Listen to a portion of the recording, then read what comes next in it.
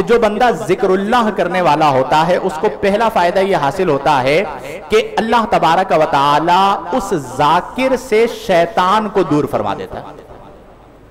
جو ذکر کرنے والا ہے اس سے شیطان دور ہو جاتا ہے، بھاگ جاتا ہے.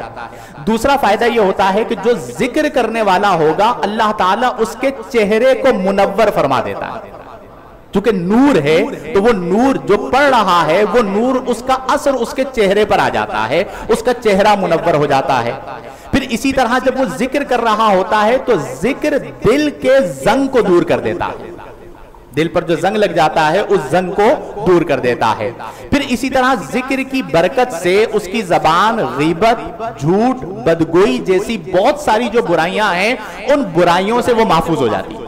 چونکہ اس نے جھوٹ بولنا تھا اس وقت وہ ذکر کر رہا ہے، اس نے غیبت کرنی تھی اس وقت وہ ذکر کر رہا ہے، اس نے کسی کو ایذا پہنچانی تھی وہ اس وقت ذکر کر رہا ہے. تو اس ذکر کی برکت سے وہ ان برائیوں سے محفوظ ہو گیا. پھر اسی طرح جو ذاکرین ہیں، ذکر کرنے والے ہوتے ہیں، ان پر اللہ کی رحمت برستی ہے. تو جہاں پر اللہ کی رحمت برسے گی وہاں پر اطمینان قلبی حاصل ہوگا، چونکہ یہ نزول سکینہ کا سبب ہے کہ اطمینان اور سکینہ نازل ہو رہا ہوتا ہے. پھر اسی طرح جو ذکر کرنے والا ہے، ذاکر ہے، اس کی شان یہ ہے کہ فرشتے اس کے لیے استغفار کرتے ہیں.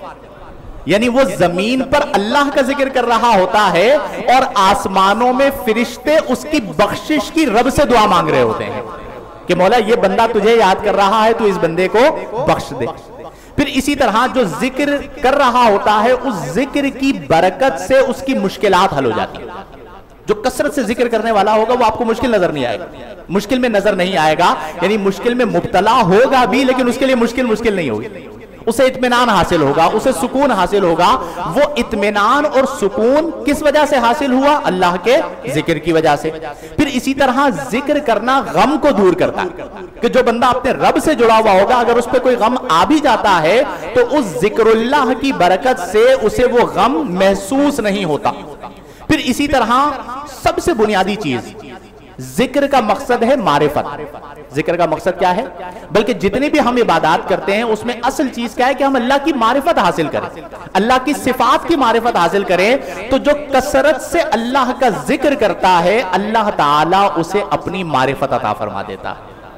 تو میرے پیارے دوستو آپ یہ بھی ارادہ کیجئے کہ ہم نے کثرت کے ساتھ اپنے رب کو یاد کرنا ہے، اپنے دلوں کو ٹھیک کرنا ہے.